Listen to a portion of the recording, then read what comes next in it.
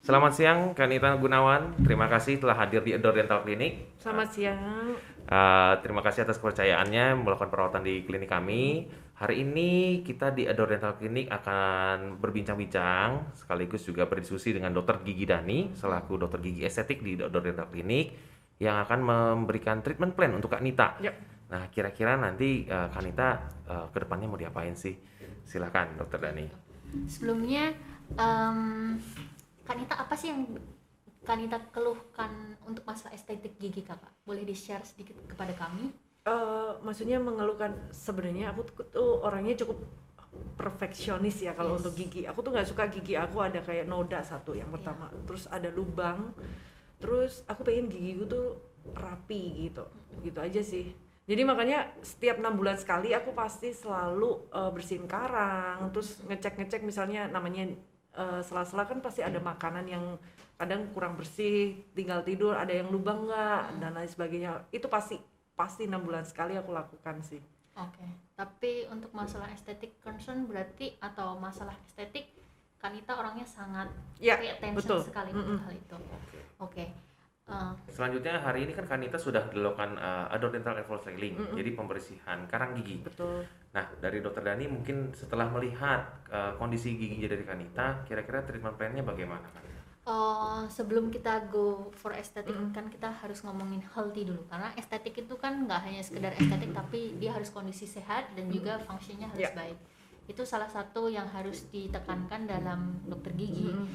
Nah, kita kan tadi yang bersih-bersih itu kak. Nah, dari situ ada dokter Jojo juga sudah menjelaskan beberapa gigi yang perlu harus di pay attention karena ada tambelan dan kemungkinan itu sudah ada lubang di bawahnya. Karena di dekat saraf giginya itu mainnya harus di pay attention nanti. Nah, mungkin sekarang belum ada keluhan kali ya, Dok belum, ya? belum ada keluhan. Jadi just in case ketika tadi seperti warningnya dokter Jojo nanti sudah mulai keluhan, nah langsung call Adore. Gitu. Oke.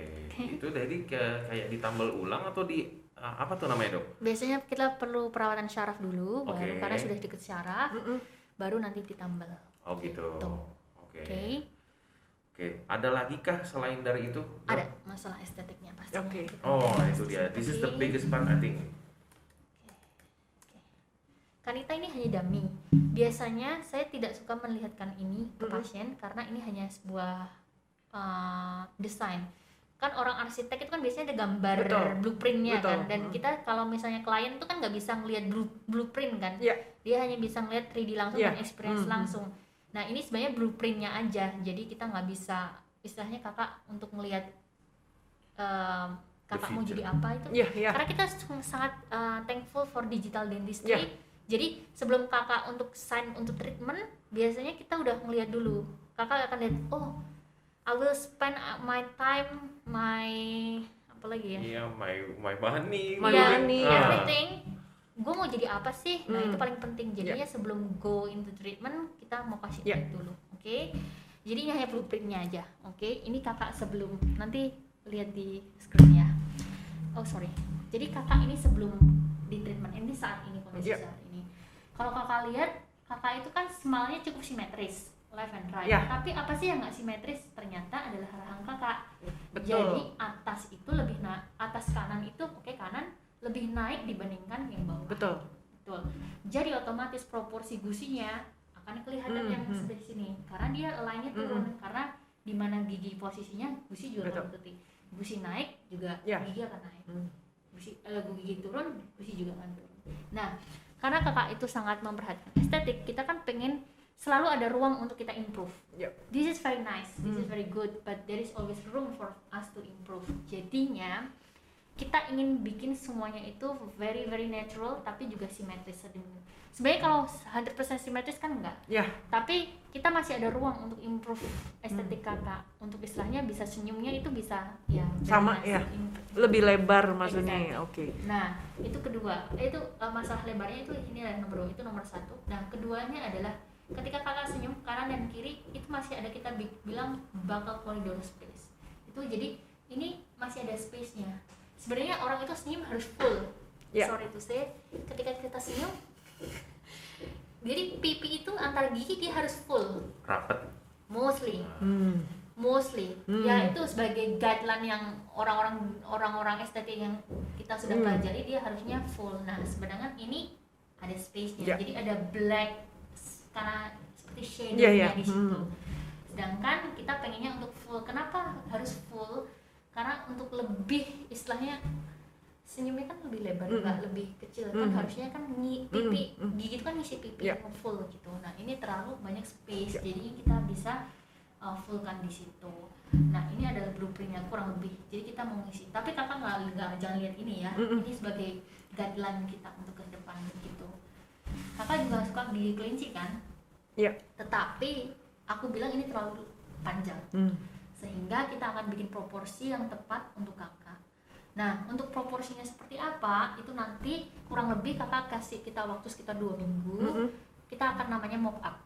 Mock up itu kita akan tempelin seperti bahan gigi seperti temporary yang kakak bisa lihat sendiri langsung gitu loh. Langsung di giginya Kanita. Kita nggak akan asah touch gigi kakak, nggak akan. Jadi kita akan tempel di situ. Oh iya, aku nggak seneng nih dok, ternyata gigiku kepanjangan, kurang kependekan atau apa. Nanti bisa dipendekin tuh dok. Itu bisa dipendekin ya? Iya. Dan kita nggak akan ngasah gigi kakak. Jadi kalau kakak suka ya kakak langsung sign treatment. Kalau kakak nggak suka ya oke, dokter thank you, I don't really like it. Atau dokter saya pengen adjust. Ada yang perlu direvisi. Nah ini adalah blueprint saya buat melihat kakak ke depan gitu. Nah untuk gusinya seperti apa? Nah itu kan kita perlu ada yang namanya recontouring gitu, biar gusinya kanan dan kiri simetris. Gitu. Oke. Dan karena giginya juga ngikuti, yang sebelah kiri lebih panjang dibandingkan sebelah kanan, jadinya kita harus shave ke atas lebih banyak. Nah untuk ngisinya, untuk lebih ngisi bukal saya tadi bukal koridor itu ada 2 opsi. Opsi pertama adalah kita menggunakan yang namanya Invisalign. Invisalign itu seperti ini. Jadi clear aligner. Jadi dulu kakak pernah pakai braces kan dulu bilangnya? Iya dulu. Nah tapi sekarang udah nggak pakai braces. Jadi kita pakai clear aligner dan kakak juga bekerja di dunia entertainment, di mana kita nggak mungkin akan kasih kakak something bling gitu kan nggak mungkin. Dan itu aku mau nanya nih dok. Itu kan tadi kan ini cetakan gigi awal nih. Kalau mau sesuai dengan target itu ini dicetaknya kayak gimana sih dok? Kan pasti orang banyak yang nanya tuh. Ya, jadi kan gini, sebelum kita sama digital dentistry itu memudahkan kita untuk melihat ke depan. Jadinya kita nanti akan ada scan pertama tadi yang kakak sudah lakukan, itu akan kita bikin treatment plan-nya, sehingga nanti akan ada namanya clean check. Clean check itu seperti prosesnya, stage-nya. Nah nanti kakak dari berapa udah ketahuan tuh sebelum, oh nanti butuhnya ternyata Kanita 50 kayak gini, atau 50 step atau 30 step gitu ada. Jadi nanti 30 step sampai akhirnya selesai. Jadi kakak hanya scan pertama sampai dia akan sampai 30 step sehingga giginya akan sesuai yang kita inginkan. Sesuai kita inginkan. Tidak hanya dokter inginkan tetapi kan. Jadi misalnya oh kok ternyata gigiku kelebaran ya, oh ternyata kurang lebar dok, saya nggak suka. Misalnya menurut saya udah lebar, Kanita nggak suka terlalu nggak lebih lebar lagi, ya kita adjust lagi di situ. Dan itu makainya gimana tuh dok? Makainya setiap hari dipakai atau jam-jam tertentu aja, misalnya contoh nih waktu tidur atau gimana? Kan banyak orang yang nggak tahu nih, terus perawatannya gimana, biar bersihnya gimana, itu kan. Atau setiap 1 step nanti berapa lama dipakainya? Kalau pakai kayak kawat gigi itu kan setiap sebulan sekali kan pasti ada kayak tarik kawat dan lain sebagainya. Nah kalau untuk yang braces ini gimana nih dok? Oke, basically kalau kakak raba boleh pegang. Ada yang jendol kan? Jendol itu. Menonjol. Ada yang menonjol ya, nggak rata gitu ya. Menonjolnya ini yang bikin giginya ini gerak. Menonjol, Ya, bagian ini yang akan bikin giginya gerak. Jadi ini nanti akan kita isi seperti bahan sewarna gigi. Jadi kakak benar-benar nggak akan kelihatan banget kalau pakai sesuatu. Karena kita benar-benar sesuaikan sewarna gigi sehingga dia yang akan menggerakkan gigi kakak. Gitu. Dipakainya adalah 24 jam kecuali saat makan. Sudah. Oh jadi setiap makan kita buka dulu, terus habis makan pakai lagi, gosok gigi atau kumur-kumur, pakai lagi. Gitu. Sesimpel dan semudah itu. Sesimpel dan semudah itu. Kontrolnya pun nggak harus kakak itu harus ketemu saya setiap saat. Jadi misalnya dulu waktu pakai braces normal, kalau yang konvensional biasanya 2 sampai 3 sebulan kan, bisa setiap hari kontrol. Biasanya kalau ini saya nggak, selama pasien itu nggak ada keluhan bisa sampai 2 2 bulan nggak, you don't have to. Baru ganti step berikutnya dok. Karena pasien udah tahu nih kapan dia harus ganti step. Ketika dia udah merasa longgar, dia akan harus move lagi ke next step berikutnya. Longgar itu berarti kalau move itu berarti kenceng atau gimana nih dok? Kalau memang perlu ganti itu kan kita nih orang awam nih kadang kan nggak tahu nih kapan kita perlu gantinya. Nah dengan cara gimana nih? Kita tahu oh aku mesti ganti nih. Oke, misal nih contoh. Ini gigi atas ya, gigi atas kita tumpang tindih misalnya, gigi kanita. Oke, kalau misalnya dia udah gerak, dia akan pasti slide sedikit. Ya. Retainer itu kan pasti ada pergerakannya sedikit, sehingga yang retainer lama yang harusnya tadi gini, dia udah nggak bisa masuk. Oh berarti dengan cara udah nggak muat lagi gitu ya, oke. Ketika dia nggak fit lagi, berarti otomatis itu udah triggernya untuk next. Untuk ganti ya, oke. Gitu. Either visit to the dentist or just consultation. Iya. Jadi nggak perlu harus datang untuk butuh. Biasanya pasien yang pakai kayak gini, menurut pengalaman saya, dia hanya datang ketika retainernya hilang. Oke. Gitu. Kejadiannya malah begitu dong ya? Karena pada saat makan dia bungkus tisu, nggak tahu nih kebuang gitu ya, oke. Gitu. Jadi dia datang ke saya pada saat ini. Atau saya hanya recall untuk istilahnya maintain apakah dia on the track apa enggak. Karena dia takutnya kebanyakan pasien kayak gini harus kooperatif karena harus rajin pakai. Oke. Gitu. Karena lepas pasang ya dok. Lepas pasang, bener. Ada faktor-faktor tersebut. Kalau hilang dok, nah itu nanti balik ke stage yang sama atau ada next step? Enggak, biasanya akan balik satu step sebelumnya malah. Dia nggak harus balik lagi. Kalau step sebelumnya hilang juga? Step sebelumnya hilang kita biasanya akan scan ulang. Jadinya. Nah gini dok, misalnya nih hilang nih ya dok, ini pertanyaannya, berapa lama bisa dapat braces yang baru? Biasanya prosesnya sekitar biasanya normally 2-3 minggu, tetapi karena COVID ini sehingga akan membutuhkan waktu lebih lama karena ini kita proses pembuatannya tidak lokal, kita harus dari Amerika. Import ya. Gitu. Jadi kalau hilang kita nunggu misal nih 1 bulan dulu baru dapat yang baru. Iya. Oke. Jadi selama 1 bulan nunggu yang baru pakai aligner yang sebelumnya juga. Biasanya makanya perlu kontrol lagi kan. Saya mau lihat seberapa nggak fitnya itu tadi. Itu paling penting sih. Kalau untuk kasusnya Kanita kan tadi kan ada beberapa yang estetik. Nah ini di proses yang clear aligner ini di mananya dok? Apa berdampingan dengan yang estetiknya atau bagaimana? Untuk prosesnya pertamanya kita kan pasti udah cleaning dulu, kan? Hari ini sudah selesai cleaning. Yeah. Kalau Kanita memang decide untuk pakai clear aligner, ya otomatis kita harus pakai clear aligner dulu baru nanti estetiknya. Bikin veneer gitu. Kalau misalnya enggak gitu, pengen go straight aja karena ini ada 2 opsi. Iya. Kalau mau go straight aja ya udah kita langsung bisa veneer gitu. Oke. Gitu aja. Without this bisa langsung estetik. Yes. Tapi sebenarnya kalau saya personally sih ya kalau memang tidak ada time, ada waktu, ada kesempatan ya go for Invisalign gitu. Kalau karena memang ini sibuk banget nih, misalnya ada project yang harus membutuhkan segera untuk tampil, ya estetik langsung aja. Oke. Gitu. Nah dok, aku mau nanya nih, kan banyak orang yang nggak tahu nih kelebihan ini apa sih dok? Satu kelebihannya adalah pastinya nggak kelihatan dong. Ya. Gitu, udah tahu-tahu orang kok giginya udah rapi gitu aja. Kedua adalah dia itu kita lebih predictable karena Kanita kan biasanya kalau kita pakai braces konvensional kita kan nggak tahu nih jadi apa nih. Kalau clear aligner gini udah ketahuan nih nanti kelihatannya seperti apa gitu. Boleh saya liatin contoh kasus ya? Boleh. Oke, sambil ngobrol dulu. Oke. Nah dari Kanita sendiri mungkin kesan pesan tadi selama perawatan di Adult Dental Clinic Kak. Kameranya mana sih kak ini ya? Iya. Semua kameranya lah. Semua kameranya. Kesan aku perawatan di sini itu beda dengan klinik-klinik dokter gigi yang lain sih ya kan. Dia itu lebih ke nyaman banget nih, masuk itu udah kayak kita masuk ke rumah sendiri kan. Ruang tamunya itu kayak rumah sendiri ya kan. Terus teknologinya juga canggih banget. Enggak seperti yang dokter gigi yang lainnya. Ini pengalaman aku banget ya. Maksudnya kan biasa ke dokter gigi itu datang dicek dan lain sebagainya udah gitu. Kalau di sini nih ada proses, ada foto apa tadi namanya? CBCT ronsen. Iya, ada ronsen langsung dan lain sebagainya, dan hasilnya langsung keluar. Kita bisa tahu nih gigi kita itu butuh apa sih perawatan hari itu juga gitu. Maksudnya aku nih butuh dirawat apa, misalnya ada lubang dan lain sebagainya kan kelihatan dari apa ronsen tadi gitu. Jadi bagus banget sih. Kalian harus kesini. Thank you.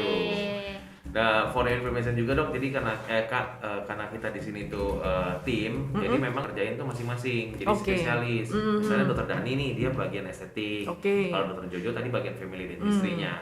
Iya, dokternya juga dibagi ya. Kalau kita mau membentuk biar senyumnya indah, giginya bagus, rata dan lain sebagainya itu memang harus sama dokter Dani, ahlinya ya. Kalau untuk yang kebersihan, misalnya bersihin karang, gigi berlubang dan lain sebagainya sama dokter Jojo. Gitu. Terus satu lagi prokesnya juga bagus banget. Begitu masuk kita udah disemprot nih, terus pakai APD dan lain sebagainya. Oke banget. Jadi nggak perlu khawatir lagi, kan di luar sana banyak nih yang takut ke dokter gigi. Tapi di sini sih prokesnya oke banget, dijamin bagus banget. Dan apalagi kalau memang ada perawatan, kita memang selalu ada prosedur antigen dulu kan sebelumnya gitu. Jadi memang memastikan kedua belah pihak aman.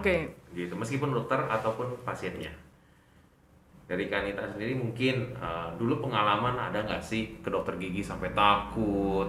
Dulu waktu kecil mungkin, atau pengalaman buruk lah dengan dokter gigi istilahnya gitu. Sebenarnya pengalaman buruk sama dokter gigi nggak ada, cuman mungkin dulu aku nggak aware sama gigi. Jadi kayak ya mungkin dari didikan orang tua dan sebagainya kan, kalau hidup dulu kan aku masih hidup kayak di Kudus gitu kan ya. Jadi dari Kudus. Iya. Wah. Gitu. Sama orang Jawa ya. Iya. jadi kalau habis makan terus malam ya udah nggak gosok gigi gitu. Hingga satu ketika tuh aku punya gigis ya, kalau namanya orang Jawa hitam itu, yang membuat aku gingsul di depan. Nah, gingsul di depan itu juga aku masih aku nggak mau bracket gitu, karena pikir aku orang bracket itu nafasnya nggak seger, terus kebersihannya nggak bagus dan lain sebagainya, hingga akhirnya aku dituntut untuk bracket. Makanya dulu waktu aku kawat gigi itu, kalau orang lain mungkin 2 bulan sekali, bahkan 1 bulan sekali datang untuk perawatan kawat dan lain karet dan lain kontrolnya. Kalau aku nggak, sebulan 2 kali, pasti itu 2 minggu sekali, karena aku ngerasa kayak kalau karet-karetnya itu udah kayak kendor dan berubah warna, itu kayaknya udah kan kita makan nih kadang makan nasi padang kan ada kuning-kuningnya gitu. Jadi kayak kalau aku senyum kayaknya nggak bagus, ya udah ganti aja sekalian ditarik, karena kan banyak orang yang kawat gigi itu takut karena dia ditarik sakit. Kalau aku lebih suka semakin ditarik semakin sakit, berarti semakin giginya moving kan itu ya. Lebih berasa kali ya. Lebih berasa. Berarti ini memang ada sama. Ada pergerakan jadinya. Ada pergerakan dan aku sakit-sakit kayak gini ada hasilnya gitu loh. Soalnya aku punya temen yang kawat gigi juga, dia paling males untuk kontrol karena dia takut sakit, gak bisa makan dan lain sebagainya gitu. Nah mungkin kalau sharing tadi kan, kira-kira waktu itu pengalaman Kanita berapa lama itu kawatnya? Prosesnya ya itu lumayan cepet, 1 tahun aku udah lepas. Karena aku kontrol setiap bulan 2 kali. Itu cepet banget. Dan memang kalau yang gigi bawah itu katanya kan, kalau gigi bawah itu rahangnya kan keras banget. Jadi yang bawah itu 1,5 tahun, hampir 2 tahun. Kalau yang atas 1 tahun udah lepas. Berarti justru malah kebanyakan pengalaman berkesan sama dokter gigi. Iya, dan sekarang membuat aku tuh habitnya bagus banget. Jadi gigi itu, menurut aku kesehatan gigi itu penting banget. Satu, biar kita itu kalau ngomong sama orang juga pede kan, nafas kita nafas kita tuh segar, gak bau dan lain sebagainya. Terus senyum juga gigi tetap bersih, itu aku jaga banget. Berarti sampai nggak cuma penampilan tapi juga ya tadi ada nafasnya gitu kan. Iya, semuanya. Jadi kayak misalnya kesehatan gigi tuh kenapa sih orang kadang nggak aware banget gitu, padahal kita itu kadang kalau ngomong kalau ngomong kayaknya baunya rada nggak seger kan, kayaknya gimana gitu. Semeriwing ya. Oke. Oke. Ya mungkin ada yang mau diselesaikan dari treatment plan-nya Kanita, Dokter Dani? Pokoknya sebelum kita on board, kakak harus tahu dulu giginya akan bentuknya seperti apa, jadi seperti apa. Itu harus karena menurut saya semuanya itu kan kita kan kalau udah ngomong estetik itu kan kita harus ketemu di tengah. Pasiennya oke, dokternya juga oke. Karena kita kan tadi saya bilang you waste your time, you waste your money, you waste gitu. Artinya itu. Istilahnya ketemu di tengah lah ya. Iya. Kerjasama dokter gigi dan pasiennya, bukan Harus. kemauan masing-masing salah satu pihak. Yes. Oke, baik. Terima kasih Kanita untuk Sama-sama. waktunya. Oh, ada yang mau ditanyakan lagi kan? Iya, mungkin ada yang mau ditanyakan Penting itu. Aku Untuk treatment apapun semoga tentang saya rencana bisa mewakili. perawatannya atau mungkin pertanyaan yang pengen ditanyain ke dokter gigi gitu. Aku pengen nanya sih dok, aku tuh paling suka kalau misalnya sampai tua itu gimana sih caranya biar gigi itu tetap, kan kadang kan makin umur, gini deh dok, makin umur orang tua itu kan biasa memiliki nafas yang kadang nggak begitu segar gitu ya. Itu pengaruh nggak sih dok dari perawatan gigi atau gimana sih dok biar gigi itu awet sampai tua gitu dok? Menurut saya semakin tua pasti semua itu dipengaruhi oleh pola hidup. Oke. Pertama, cara makan, cara maintain kesehatan mulut. Sekarang saya balik tanya dulu, kakak tahu nggak berapa kali kita harus menyikat gigi? 2 kali. 2 kali. Oke, sorry ya saya tes dulu. Terus kapan waktu menyikat gigi? Setelah makan. Oke, setelah makan, terus habis itu berarti kalau pagi kapan? Setelah breakfast. Setelah breakfast. Kalau terus kapan lagi? Setelah makan malam. Setelah makan malam. Oke, that's very nice. Itu udah benar. Tetapi kita harus juga sadari bahwa perawatan itu tetap di-maintain ya, Kak. Udah bagus. Udah itu. bagus banget. Terus ada satu lagi ditambahin, kalau bisa 30 sesudah makan. Jangan habis makan langsung sikat gigi. Oke. Kenapa? Karena pada saat kita makan, mulut kita tuh kan asem karena mengeluarkan enzim-enzim lah gitu Untuk punya. mencerna makanan Untuk tersebut. mencerna makanan jadinya asem. Kalau kita sikat gigi, mineral-mineral gigi itu keluar. Oh, oke. Jadi kita harus tunggu 30 menit untuk dia jadi normal, nggak asem lagi, baru kita sikat gigi. Oke. Nah, kemudian kita juga harus maintain ke dokter gigi. Kenapa kita perlunya 6 bulan sekali? Karena ya untuk membersihkan karang gigi, karena sikat gigi terkadang tidak menjangkau tempat-tempat tertentu. Makanya kita harus ada karang gigi ke sela-sela gigi. Gitu. Itu juga penting. Kemudian seiring bertambahnya umur biasanya saliva itu juga berkurang. Oke, atau ada penyakit-penyakit lain misalnya yang kita ya banyak hal Sistemik misalnya ya. sistemik seperti diabetes, darah tinggi, jantung itu juga akan mempengaruhi. Karena jangan salah paham, mungkin air saliva itu justru malah Membersihkan. membantu untuk membersihkan. Tuh. Karena kalau kering mulutnya kan juga kering. Misal contoh nih kalau kita puasa kan kering tuh kan mulutnya, nafasnya kan juga agak berbeda dengan kalau kita nggak Oke. puasa. Itu Make sense, kan? itu jawabannya ya. Kenapa Iya. orang puasa itu kadang nafasnya nggak segar ya Iya, dok? karena pada saat kita puasa kan kita produksi air liur kita kan berkurang, Iya. jadinya kering, jadi otomatis agak berbeda gitu. Kemudian juga maintainingnya, karena setiap orang itu cara maintainnya kan juga beda-beda. Kita juga makanya perlu tahu kapan sih kita harus kembali ke dokter gigi. Ada yang 6 bulan, ada yang misalnya harus cepat 3 bulan. Iya. Karena satu dia maintainingnya juga nggak bisa, kemudian dia perokok berat, itu juga sangat mempengaruhi oke. gitu. Oke. Berarti intinya jadi untuk orang-orang awam nih ya, Yes. 6 bulan sekali itu usahakan kita ke dokter gigi Gigi. untuk Yes. maintenance ya. Yes. Jadi ada maksudnya ada kekurangan apa sih? Misalnya ada karang, kotoran, atau tadi kayak bersih noda-noda ya dok. Itu Yes. noda-noda kan dibentuk dari kita sering makan apapun itu, Yes. minum kopi. Minuman biasanya. Atau teh. Kemudian juga gigi berlubang itu juga menimbulkan bau loh gitu. Iya Jadi iya, Iya. itu bener banget itu Yes. dok, pasti. Ya, makanya harus dibersihin dan harus ditambal kan. Kadang-kadang pun kalau nggak berlubang antar gigi sela-sela bisa nyelip. Nah, itu Betul. dia. Iya, iya, itu Nah. pengalaman banget dok.